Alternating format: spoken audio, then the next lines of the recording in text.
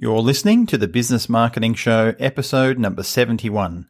You can find us at businessmarketingshow.com, on iTunes, SoundCloud, and Stitcher.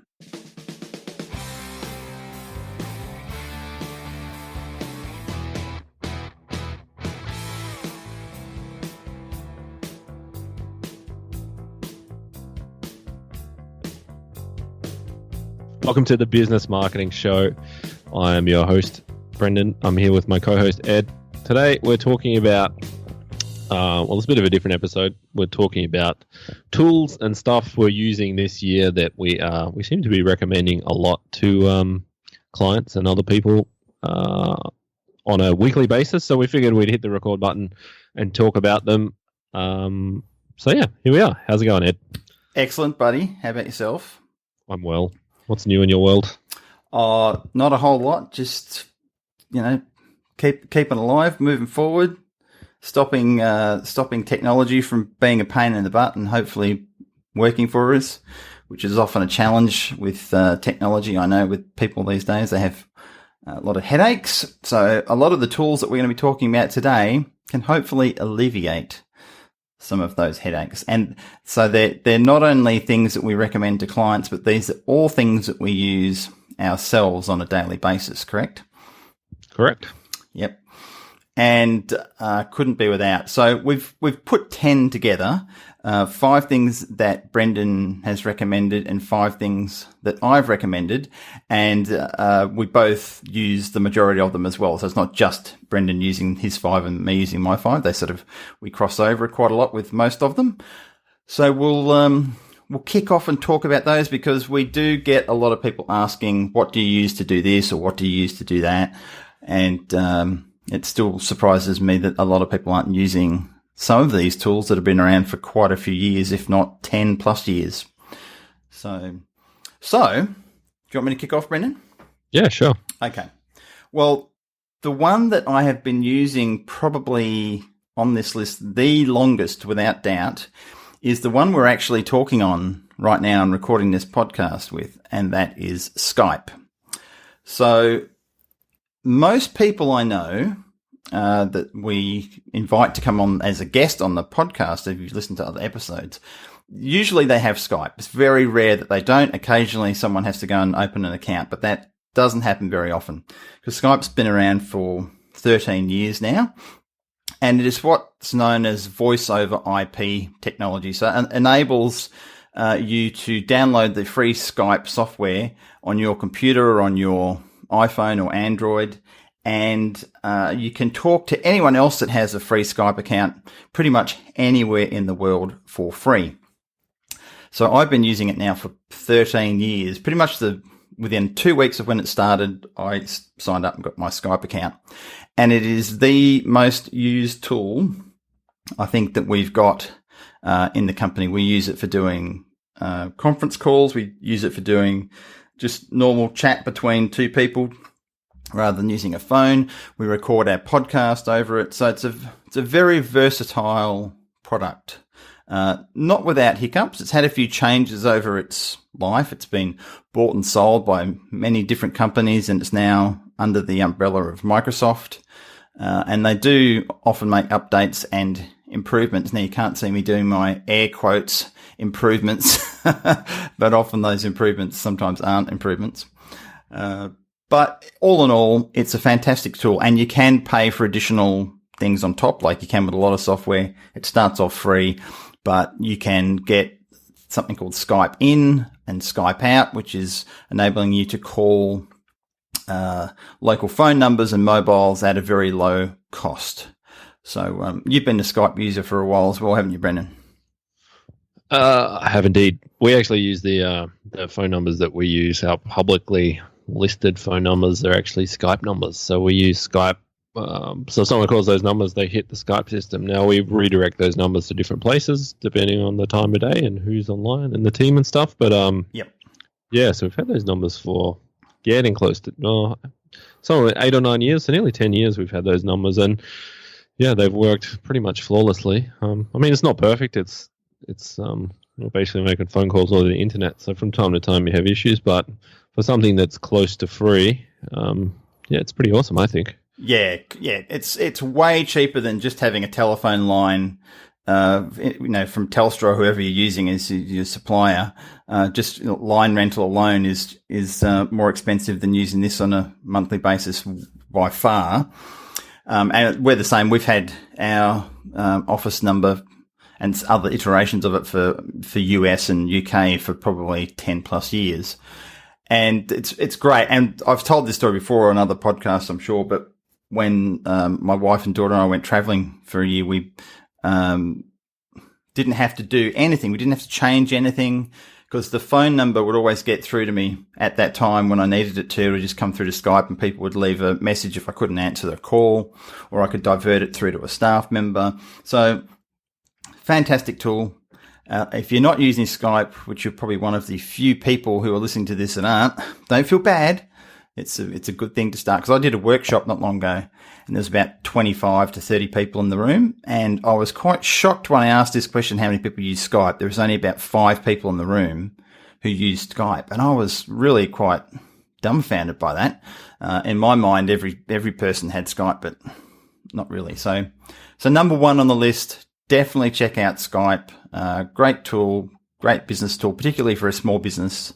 Have a look at it. And we'll put all the links to these tools in the show notes as well. So that's Skype. Your turn, Brendan. Okay, so one that we've been using a lot and recommending, we're using a lot with clients as well, and using it ourselves. So we talked before about live chat. Most people know about live chat. Where, people come to your website and there's a live chatty thing where they can talk with your staff in real time. We've started about 6 months ago, maybe a little bit longer. We started using Drift Live Chat. So DRIFT. And we found it to be fantastic. It has a really good interface on the website visitor end. It's really easy to use and friendly, but it's also really good at capturing. So you're going to miss live chats. It's just a fact of, it's how live chats work. Sometimes there's internet connection problems, or, staff miss a live chat or whatever, or someone starts a customer starts a live chat session and they quit when they don't get a response after 10 seconds. But it's got a really good customer interface, and then on the back end has a really good mobile app and mobile interface, but it also integrates with other tools. So we have it integrated with our Slack chat. So different people on the team. So the chats come through on our Slack, and different people on our team handle it. But what we found is almost always, it's cut down the number of phone calls we're getting, but we're getting questions. We're basically making sales that we wouldn't otherwise have made, because people can get those quick inquiries answered that they wouldn't necessarily email for. So, it's been really interesting. I didn't think it would make that much difference. And we're using it for clients as well. And I think we actually have an episode where we talk specifically about live chat, but it's quite often it's hard to get customers or clients on board with trying it on their website. But the ones that do, they see the power of it. Like, they start selling more, and they see how engaged people get with the live chat versus someone sending an inquiry email. So it's almost like a third, I guess you would have phone inquiries and email inquiries or contact form inquiries. It's almost like a third new channel now that a lot of the marketplace has come to expect, but a lot of businesses aren't using. So there's a kind of first mover advantage there to use it as part of your sales and marketing arsenal. So it's kind of like when I don't know about your process, but when I'm working with clients, we talk about, if someone's looking at your website, they found you on a Google search or Facebook ad, whatever it is, it's highly likely they're looking at one or two other websites or competitors as well. So it's kind of the game of, we've talked before about the all things being equal rule. The more of those little things you can stack in your favor, like professional photography on the website is a huge one that we leverage, but the live chat is another one. And it's working really well. So as we've talked about previously, if you're not sold on it, not on board, try it for 2 weeks. Install it, connect it to the website. It's pretty simple to do. And have, you don't have to get every single live chat, install the app on your phone if you're not in front of a computer all day, or if you do have someone answering the phones or reception or someone at a front desk, then they can have it installed on their computer and deal with it as they would regular phone calls or inquiries. So try it for 2 weeks and see what happens. So it's also free. I think it's free for up to 100 chats per month. So yeah, for Drift. Yeah. Yep. So there's really no excuse not to give it a try. it's only a tiny bit of work to implement it as well. So I think if you're looking to be proactive about your sales and marketing, it would be crazy not to at least test it and see what happens running it for a couple of weeks. Yeah, awesome. And so, look, we've been using live chat as well for years. We were using Zopim, which I think you were using as well, which was just bought out recently by Zendesk. And it's okay. And you introduced Drift to me very recently, and we just swapped over and started testing it. And I do like it more than Zopim. Now, the free one is okay, probably okay for a micro business, a one-person operation. But I think the majority of people, if you're going to be using Drift, you'll have to go to the $50 a month option for multiple users and increased capacity. So, but the great thing is you can test it out, try the free one, see what it's like, get used to using it, and then you can upscale to the paid one. And I'm pretty sure the free one is free for life. Like it's just always free. I don't think it's a 14-day trial. Hopefully I'm correct about saying that. Yeah, it's a cool tool. But yeah, speed is the key. So if someone gets on and asks a question and you can get to them in seconds, as opposed to the competitor taking an hour to get back to them on email, that is definitely could be the key to you getting the deal, or the client or the sale compared to the competitor. Yeah, particularly in like short, simple sales where they're just looking for a quick solution, or it's a low dollar amount, or they just have a quick question before answering, or before buying or booking or whatever it is. So yeah, cool. Okay, so that was Drift. So we'll put links in the chat, not the links in the chat, the links in the show notes. So the next one is a product by Google, and it recently changed name in the last 12 months. It used to be called just sort of Google Docs, but now it's called G Suite. And that is the integration of professional business email through Gmail as part of G Suite plus Google Docs and a whole host of other tools. And we have been using that for probably about 3 years now. We'd always use Gmail in its basic form in the non-business one to have our emails go through, which was always fine and worked well. But, 3 or so years ago, we changed over to using this, and you'd been using it for a while longer as well. And it's like $5 a month per user, $5 US, and it's like an absolute no-brainer. It's bulletproof email, and we've had multiple conversations on the podcast about this, about using, high-grade professional email systems because it is a mission-critical tool that you're using. And I've had no problems with Gmail. It integrates with everything. It's fast. It's one thing I've found that's been really good is the ability to search within emails. Like, because it's a search engine that it's running off technically, the ability to find the weirdest, most obscure email is like it's seconds. You type it in and bang, it finds them all amazingly. Whereas I remember years ago trying to do that in Outlook, and it was just a pain. So you're using it as well, correct, Brendan? Yeah, absolutely. So I use the Google Docs a lot. So, and one thing we do instead of, because the email trail can get a bit out of control sometimes. So now if there's a long email, I'll basically write a Google Doc and share that with whoever I'm emailing. So we have a central place. So it's really good. It's basically like a word processor, Word doc in a web browser that anyone can access, and we can track the history. So that's something I really like. Email aside, like some of those other features are fantastic. Yeah, that's it. I mean, the email's probably more of the core one that we use, but the other aspects to it are great. And look, $5 a month, it's just crazy. To get that functionality years ago, you would have to get something custom made and would have cost thousands of dollars. And now you just, you've got a new staff member, you want to get them on $5, like, wow. If that makes you cringe that you think it's too expensive, you probably shouldn't be in business, in my opinion. So that's harsh, a good one. Ed. Harsh. Harsh, but true. Said with love. So Google Suite, or G Suite as it's called, sounds slightly erotic There's been a few jokes made about the name, not by me. Dirty man, Ed. Brendan, you were the first one to bring it up. Anyway, so go and check it out. It's a fantastic tool. We wouldn't be without it. Just like Skype, it's a integrated part of what we do. So next one is for you, Brendan. Yeah, the next one I've got after Drift, probably the other one we've been doing a lot with this year is Lucky Orange. It is an analytics tool. We've talked about Crazy Egg before. Lucky Orange is a similar tool to Crazy Egg. Fantastic naming these analytics tools have. The thing so Lucky Orange does a whole bunch of stuff. It's like a website performance analytics tool, but the thing that we use in it the most is basically it has videos of user sessions on the website. So you will see everything that they're doing, the mouse movements, the scrolling, the clicking. It's a video of them on the website, not their face, but their behavior and what they're doing on the website. So it's effectively like looking over the shoulder of the customer. So yeah, we use it a lot for conversion stuff because we know like we've talked about before, where the traffic thing is an easy problem to solve. You pay for AdWords, you get traffic to the website.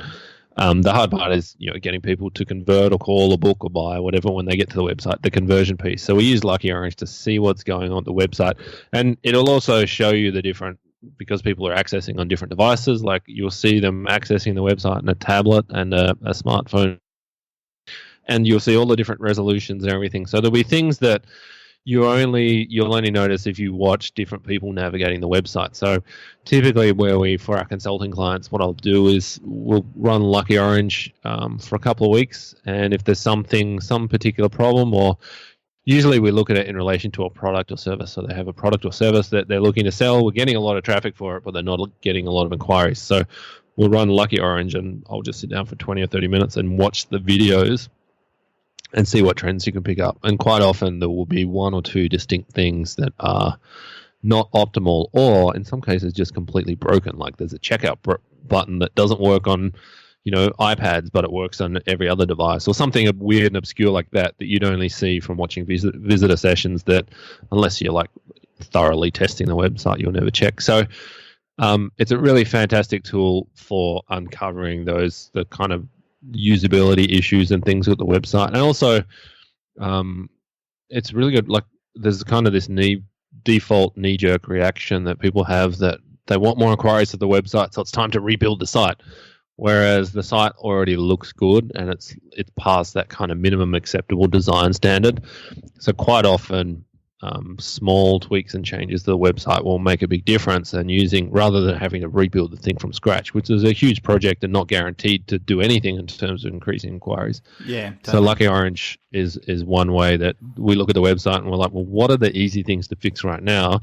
We don't want a redesign project for a decent size small business that's doing, that have maybe 10 or 20 staff. That could be 3 or 6 months and 20 grand or more of cost. It's like, well, that's not guaranteed to bring you any more customers. Let's look at what we can do today.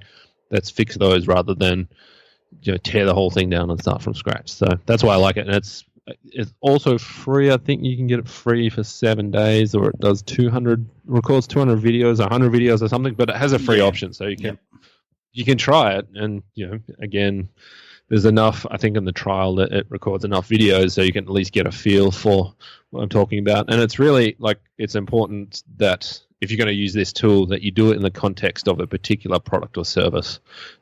So you're like, well, these are the 10 products and services we sell. Look at them on an individual basis, like rather than looking at the big picture, drill down a couple of levels, because that's where it really kind of excels, and you're going to see where things are working or not working. So. Good advice.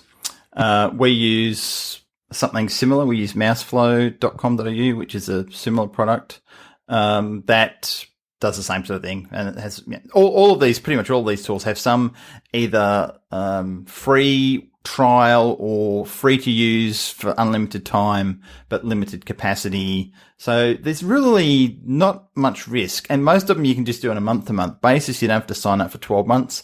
They'll often give you some type of discount if you do sign up for 12 months at a time, that it's significantly cheaper than just paying month to month. which you can always upgrade to after trialing it for a few months. So, there's really no risk to this. And the upside is that you're going to improve your sales. So why wouldn't you? I say. So that's Lucky Orange. Speaking of sales, the next one that I have been using recently, or for the last couple of years actually, I've been using the free version for the last couple of years, and probably for the last 6 months, the pro version, and that's called HubSpot Sales. Now, a lot of people have heard of HubSpot. Now, HubSpot is a tool for increasing your sales process, your inbound marketing. It's a CRM, client relationship management tool. It's a whole host of things. And a lot of people who have heard of HubSpot have seen the full-blown version of HubSpot that starts at about $300 a month, up to several $1,000s a month. Now, that's not the one I'm talking about. The one I'm talking about is called HubSpot Sales. It's the sort of entry-level product that HubSpot has, and it connects in with your email and your calendar. So it helps you manage the process of dealing and interacting with clients and sales and following that sales process. I recommend trying the free one, see what it's like, see if it works for you, and then you can upgrade and pay $50 a month like we do for the HubSpot Sales Pro version. So some of the things that it does, it automates the outreach of clients without sort of being impersonal. You can put in a sequence of personalized emails. So it's almost like an email autoresponder, but it's sort of within your own email system. It's not an external tool technically. So that helps deliver reminders and various things to clients that you're working with.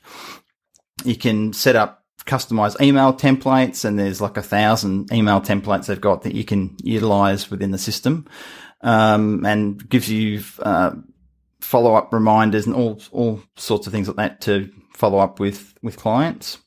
The other thing it has is a integrated meeting system, a meeting booking system. So a lot of people have this challenge where someone says, "Oh, let's meet up and have a coffee," or "Let's book a Skype call," or whatever it is, where you've got to allocate time with someone else. And they say, "Well, I can do it on Tuesday at 1:00 or Wednesday at 7:00. And you go, "Well, I can't do it those times. I can do this." And you've got all that back and forth. You've had that, Brendan, I'm sure. Mm-hmm. So what this enables you to do is create a series of different commonly booked appointment sessions that you would have. The actual booking tool enables you to send out a link to someone, and then they can actually just click on the link, and it integrates with my calendar and shows all the times that I'm available for that particular meeting. And it could be to book a Skype meeting, it could be to have an in-person meeting, whatever the scenario is, you can set it up to customize that. And then they just click a link, and it's all done, and it all integrates with my G Suite that we mentioned before with the calendar. So that part of it is great. There are separate other tools that do a similar thing, like Calendly and other sort of calendar booking tools, but this all integrates within this one platform, which is nice. The other great thing is it tracks email opens and document opens. So no doubt there's people on this listening to this podcast who have sent emails to people. It could be an invoice, or it could be whatever it is, and they say they haven't received the email, or haven't looked at it, or haven't opened up the whatever it is that you've sent them. This actually tracks whether that has been done or not, so you can know that it has or hasn't been. But also, it's a great tool for knowing when someone has actually opened a file or a proposal you may have sent them, so you know that it's a good time to probably follow up with that client and discuss that particular document or proposal. So we found that has worked great, because if it's forefront in their mind, if they've just been looking at it in the last 10 minutes, a little pop-up comes across your screen and says, Joe Bloggs has just opened this email and just opened this document. We find that contacting people around that time increases our conversions dramatically, because it's already in the space of them looking at what you're doing. So We love it for that. It does a lot more, but it's called HubSpot Sales. And say free to start using, but then you have to pay $50 a month if you go to the Pro version. So that's that one. Cool. I've got a question for you. Mm-hmm. From what I see online, there's a growing movement about the email tracking and people not liking the emails being tracked and when they open it and all sorts of things. What are your thoughts on that? My behavior, like I will get emails from people that if it's like some emails will take 20 minutes to reply and I'll see it and I've opened it and I just don't have time to reply. So what are your thoughts on that? Well, look, I'm pretty sure within functionality of people's email systems, they can turn off whether that sort of stuff is working or not, whether it's being tracked, depending on what they're using. But look, at the end of the day, you're just being efficient. And if you're following up the customer and it's improving the communication, because often one of the biggest complaints we get is from customers about other people is that they don't follow them up. Oh, they said they were going to send a proposal and they didn't follow up, or they said they were going to do this and they didn't follow up. So if you can demonstrate that you're being efficient, and look, ultimately at the end of the day, the clients are always impressed with the fact that we're actually talking to them at the right time. No one has ever said no one's ever had a negative reaction. And we're not telling them all that we know that they've opened the emails. That's, again, if you don't like that and you don't want to do it, don't do it. If you think that there's something wrong with that, that's a personal choice. I've had this conversation, where I've been running workshops and, the same process. And there's always a few people in the workshop that have an issue with it. I say, well, great, you don't do it. If it's, upsets you in some way or think there's something wrong with it, don't do it. The majority of people in the room seemed quite fine with it. So yeah, it comes down to a personal preference. But if done correctly, it can be very efficient for both parties, in my opinion. Mm-hmm. Cool. So that's that one. So yours is next. Okay, so next one is Zapier. Mm-hmm. Zapier. Hard to explain what this is. It's basically an automation tool. It does a whole bunch of stuff. What's the best way to explain it? It's an automation tool that can sit between two different apps and transmit data around. Yeah, this one's definitely more on the geeky usage side in terms of, if used correctly, it's awesome, but you've got to be able to wrap your head around this. This could be a whole separate podcast on how to use it. But not necessarily, like, it can be really complex, but one thing, it's basically anything in our business that we're doing more than once, we can probably automate it in some way, shape, or form with Zapier or Zapier. I don't know how to say it. But anyway, let me give you two examples. So we have some contractors that they invoice us on a monthly or fortnightly basis, and we pay them. So they do work, we pay them, whatever. Now it was becoming a problem. They wouldn't send their invoices on time, so the pay run is done at the same time every couple of weeks. And this was getting annoying because then, like, some of the pays are done, some are not, then invoices have to be chased up or whatever. So now, 2 days before the pay run, we have an automated email that's set up in Zapier to go out at the same time every month, or every 2 weeks, 2 days before these pay runs happen, to remind our contractors to send the invoices. And since we did that, we don't have this problem anymore. So that's one really simple way that we use it. Yep. And that's been awesome. So it took, basically it was the same email we were sending to these guys, so now it just automatically does it. So it took literally once, because the interface is quite simple to work through, so it took 5 minutes to set it up. Another one we use, so we get all sorts of, so I would say 99.9% of everything we do, we don't get any paperwork anymore. It's all PDFs and online. So we have maybe 100 different things we're paying for each month. So let's say we have 100 invoices that are coming into our accounts mailbox. They have to be opened. They have to be saved. if the email doesn't have a PDF invoice attached, then it needs to be printed and saved to a PDF and put in Dropbox and all this sort of stuff. So yeah. That process was burning at least an hour or two a week of just this. It's like effectively digital paper shuffling, for lack of a better word. So what we did, so basically there was two types of invoice emails coming into our account's mailbox. So one had PDFs attached to them, or the invoice was attached as a file.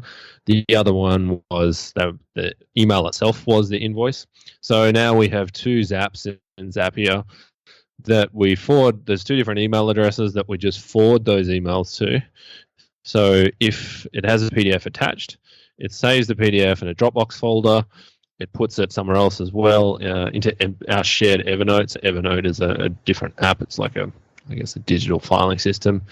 And it takes care of it. So it also, because the invoice file name come in is all sorts of rubbish sometimes, similar to how when you save photos off your phone, it has a whole bunch of numbers and whatever. So it will save the invoice file name in Dropbox as whatever we put the subject line in as. So suddenly this process that was taking hours now, it's dropped down to 5 or 10 minutes.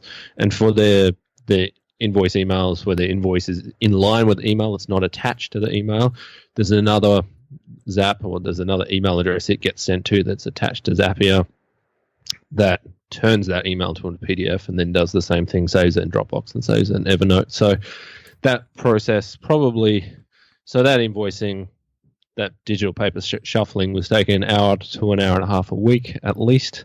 So to set that up was probably 45 minutes of me working with one of our guys in Zapier to make it work. And now that process, that digital paper shuffling process, is maybe 10 minutes a week. So yeah. And as you said, it's the initial setup that takes a little bit of time, but once you've done it, the time that saves in the automation process is forever more saving you that time. So it's just that initial setup. And there's other tools that are similar to it. There's if this, then that. IFTTT, which is similar, but I'm pretty sure they integrate with Zapier as well and certain things that it does. So it's a bit of a, there's some bit of a learning curve to get this stuff done, but also, now I haven't been using Zapier, so I'm not sure, but I know with if this, then that, there's already templates that other people have created, like, what's the word for it? Maps or sequences. I can't remember the exact terminology they use, but someone's already gone down the path of actually creating that exact workflow, connect this to that, to do this, to do that. And then you just have to download it or add it to your system, and it basically has already done it for you. So there's some really clever stuff that's happening with these tools. And this is stuff that wasn't available 5 years ago, maybe 10 years ago, definitely, but it's, it's amazing what you can get it to do. Now I'm a big fan of this automation, because it's there's no value to having a staff member sit there for an hour doing this paper shuffling nonsense. It's a crappy job for them. It's it doesn't add any value to the business. Like it's just valueless work. So there's no reason why anything that manually is data going from one system to another, it can be automated, and it is going to take a little cost to set it up. But if you save half an hour a day every day of the week, that's 2 weeks a year. And when a full-time staff member is costing you, depending on their wage, but for a $60,000 a year salary, that person costs $30 an hour. So that's, if they're doing 1 or 2 hours a week of digital paper shuffling, that's $60 a week of valueless time that you're paying, valueless work that you're paying for effectively. And what are you paying for Zapier? What, $30-$50 a month again? Something similar to that? Oh, we have a lot of Zaps. Oh, you have a lot of Zaps. So it works on how many Zaps you've got. Yeah, like I think we're something like $100 a month, something like that. But even that, right? Even that compared to a staff member, as you say, this is where a lot of people get upset as well, is that a lot of these tools, they are replacing staff members. No two ways about it, right? This used to be a manual job. Yep. So this particular piece of software, which is all cloud-based, it's not running off anyone's computer or laptop, it's cloud-based, so it replaces a person from doing it. You may have someone on your staff who's overseeing it, but they're not actually sitting there doing the work this is now doing, which, as you said, can save you, 30, 40, 50 grand a year paying a staff member at minimum So $100 a month, no brainer. Yeah. Yeah. It seems expensive to pay that for software, right? But if you compare it to the amount of time that saves in staff hours, then we're way ahead. So. Way ahead. It's really small thinking to look at these things as an expense.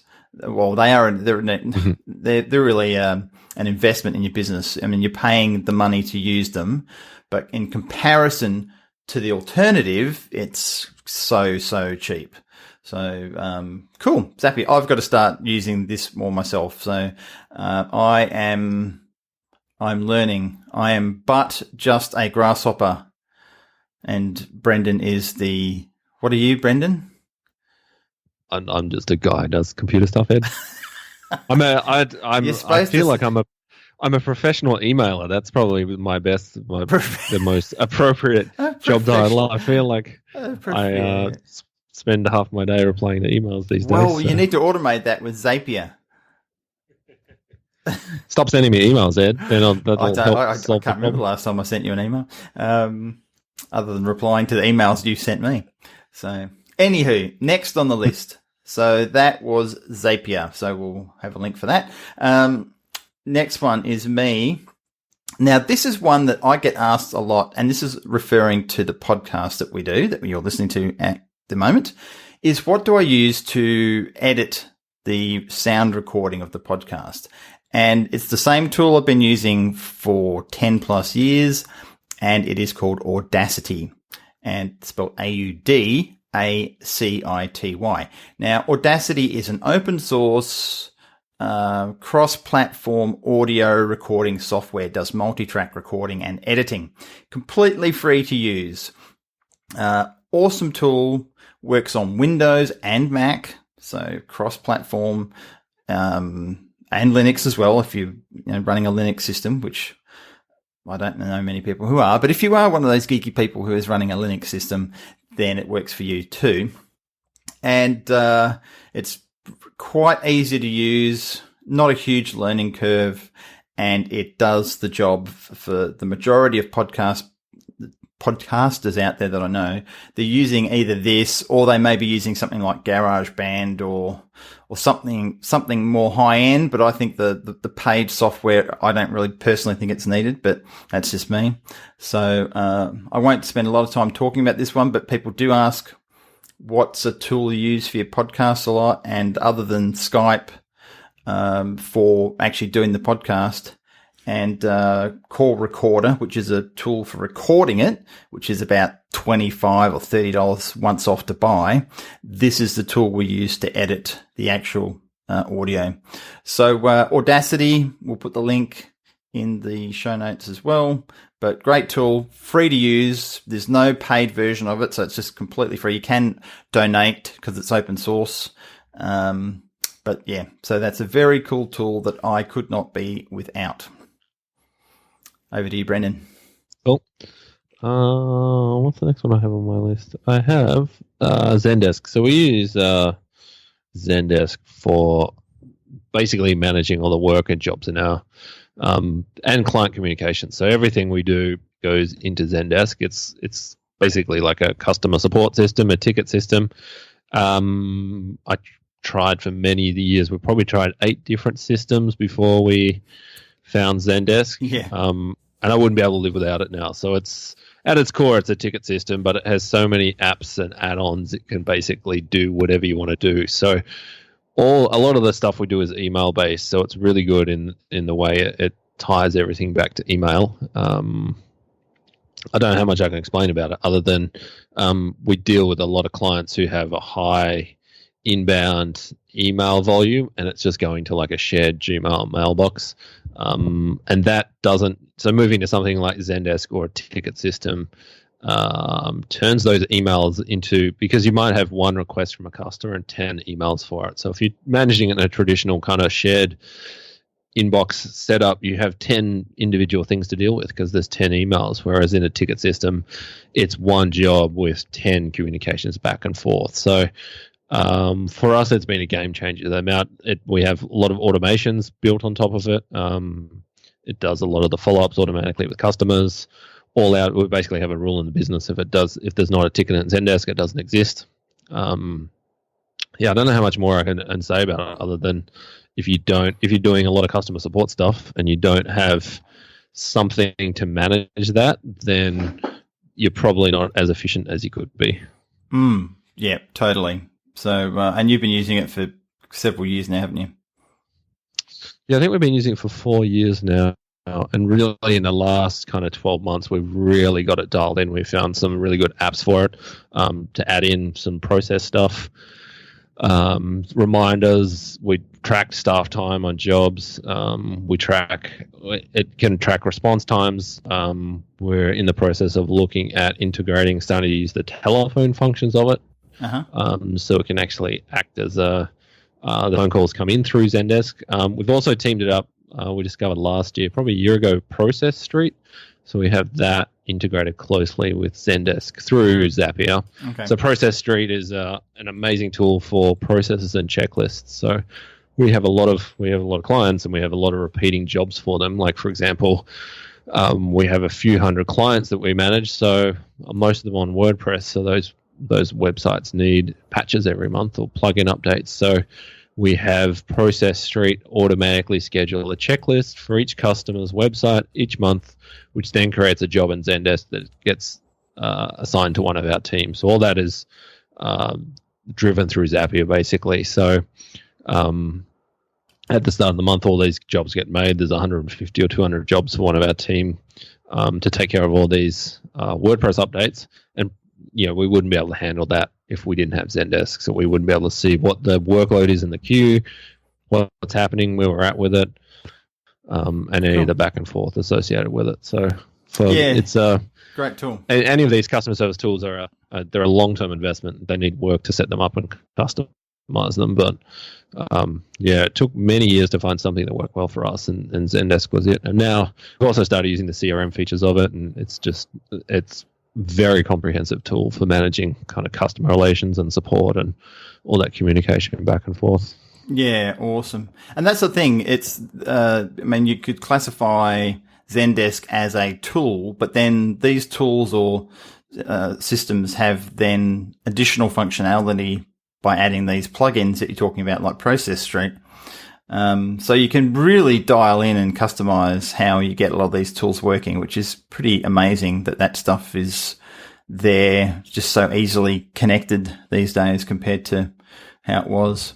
And another way we use it, so we have staff obviously, and then we have recurring jobs that need to be done every day, like mailboxes need to be checked, like email boxes need to be checked, support queues need to be checked and monitored. So some of our staff have a daily checklist that gets automatically created in Process Street every day and a ticket in Zendesk. So we can track to make sure that those processes are done on a daily basis, like certain support mailboxes checked, certain other things checked. So it's been great for because a lot of businesses have this problem, like particularly physical businesses. I know back when we had our IT company, like the end of day process, like air conditioners need to be turned off, doors need to be locked, things need to be turned off, that sort of thing. So it's really good as well.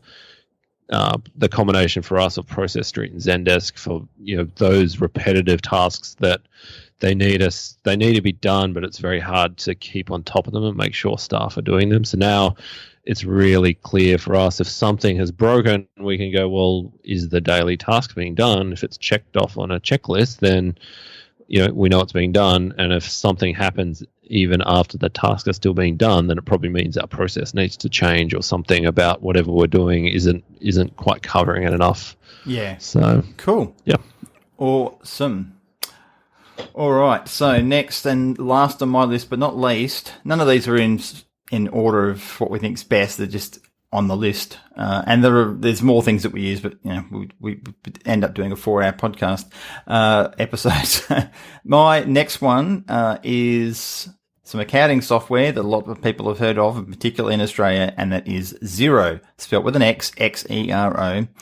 Now, Brendan, you're the one that kept saying, Ed, go to use Xero, Ed, go to use Xero, Ed, go to use Xero. And I was using MyOb, which a lot of people know and love, but it was not very advanced in terms of being a software as a service tool or cloud-based, because we had MyOb running on one laptop in our business, and the bookkeeper would come and have to use that laptop to get access to our accounting software, which was running on a computer. So that was pretty much useless. Now, yes, MyOb and QuickBooks and all these others, they're all cloud-based these days, but Xero was really ahead of the game. They really sort of showed what could be done in terms of cloud accounting software. And it does all our invoicing. It's automated. It sends out reminders. And we couldn't be without this tool. It's not expensive to use. I think we're paying $50 or $60 a month. Again, that all seems to be $50 or $60 a month, which when you've got 10 things adds up. But again, still cheap compared to getting it done by a human or, doing it manually in some way, shape or form. So if you're doing accounting the old way, you're doing things manually, or if you're using accounting systems that are just running off one computer that can't be accessed by different people in different parts of the world, or by even as simply as your accountant sitting in their office and not having to come to your place of business, then Xero is a fantastic tool. So you love it. You still use it, don't you? Mm-hmm. Of course. And you love Xero, and you integrated a couple of other things like Shoebox, which is another plugin / tool that connects to Xero. You still using that for doing receipts? Don't use Shoebox anymore. No, what are you using? So Shoebox was basically a way of documenting all your receipts, but doing them digitally. So you would just take a photo, would input them into Xero, so you then didn't have to keep copies of receipts on various things. It was more useful when we had a lot of paper, because then we could just put the paper in an envelope, send it to Xero, and they take care of it. But one is we don't have paper anymore. Like the only paper we get, I think, is our bank still wants to send us paper bank statements for company bank accounts, which is ridiculous because they can send everything else digitally. So that's and it just goes straight in the bin because we have the PDF. And Xero Shoebox changed their pricing structure, so it became really expensive to use that send documents in an envelope setup. So we're like, well, we're not really doing anything anymore, and we might have one or two pieces of paper a month that we need to scan now. So I just scan it in my phone, send it to our Zapier system, and it does all the automation stuff in the back end to take care of it. So okay, all right. So you're not even using that anymore. So that's one. Upgraded it. Upgraded. So Zapier's taken over. That's cool. Good to know. So that's Xero. So check it out for those, if you love it or hate it. It's one of those tools that we can't be without. It makes things a lot easier to do, and we run several businesses through the one account. It's our one company account, but we run my online impact business through it, and we also run my wife's career wisdom business through it. She's a career consultant, career coach, and it does them all through the same system, but it's all separately invoiced and separate invoice templates and all that sort of stuff. So it's quite flexible, great tool, and we love it. Last on the list is Slack, which you mentioned earlier before. So tell us about Slack. So Slack is it's basically like a chat tool. We use it internally for the team, and it took me, I have a lot of friends who use Slack, and I didn't really see the benefit of it because we have a bazillion live chat, we have a bazillion tools where we can chat with each other. And we had Google Hangouts, we had Skype, but I decided that we would try Slack for 3 months to see what would happen, and got the team on board, and now we can't live without it. So basically it's become almost like a dashboard for the business. So a lot of stuff goes on in the business. There's a lot of moving parts. We have different parts of the business, lots of clients. We have staff doing things with clients, and things happen. So things are all happening, and we run.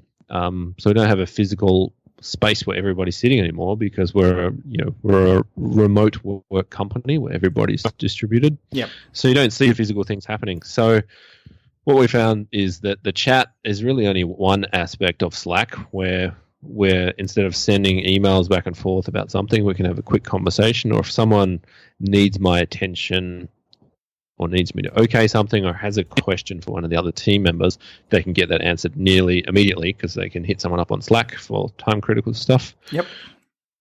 But now we have almost every other system in the business is plugged into Slack. So we have, in Slack, you have channels, so different topics effectively. And we have different systems plugged into different channels. So we have, for example, PayPal and Stripe plugged into a channel. So I can see if I need to, I can just open up Slack and see what payments are coming in.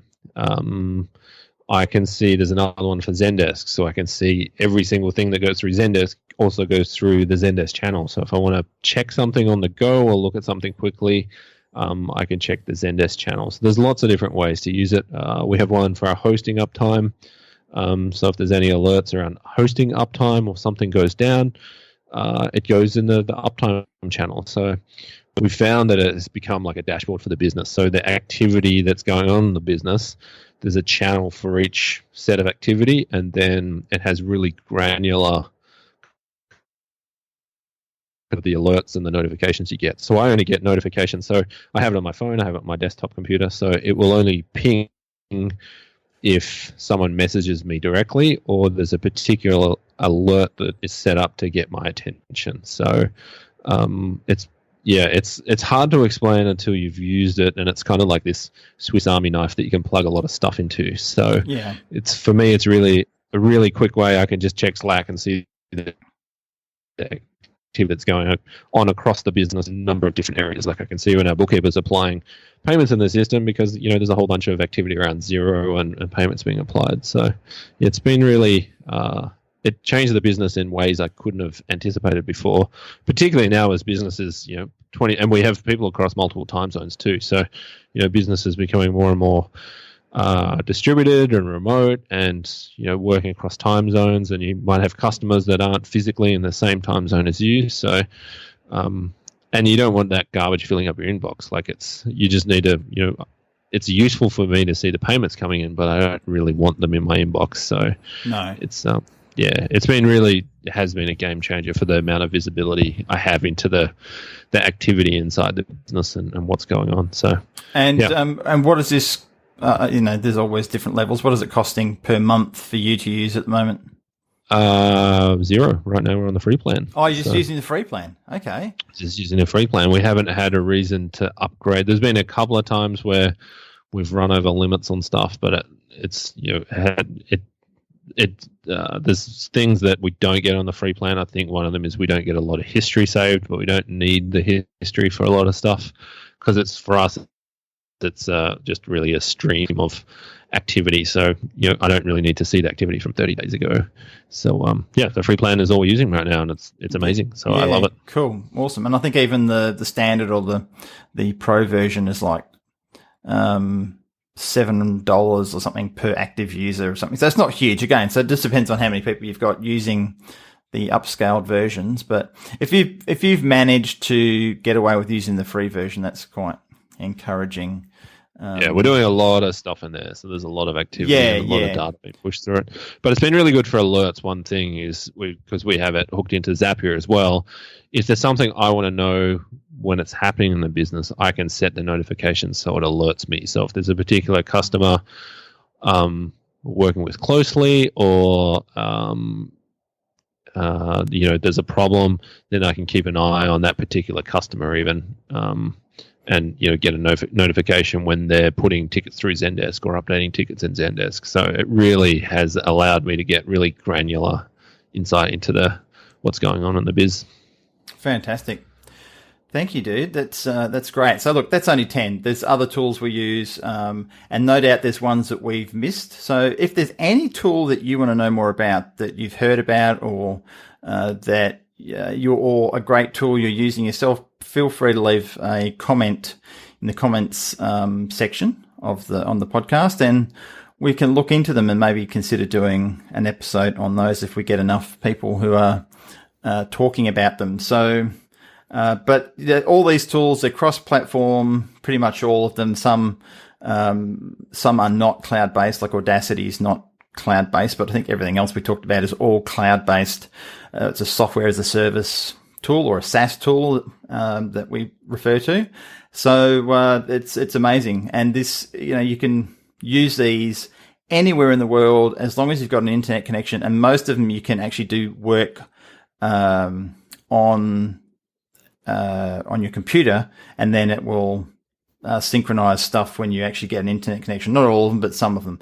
So they're very flexible. The difference in what we can do now compared to 10 years ago is mind-blowing. And if you haven't caught up with any of these tools and you haven't used them, now's a good time. Otherwise, you're just going to get left behind, I think. So fantastic stuff. So we'll leave it there. So thank you for listening. Thank you, Brendan, for your words of wisdom. Thank you, Mr. Ed. And we will finish up and catch you guys on the next episode of the Business Marketing Show. Thanks for listening. You've been listening to the Business Marketing Show. You can find us at businessmarketingshow.com on iTunes, SoundCloud, and Stitcher.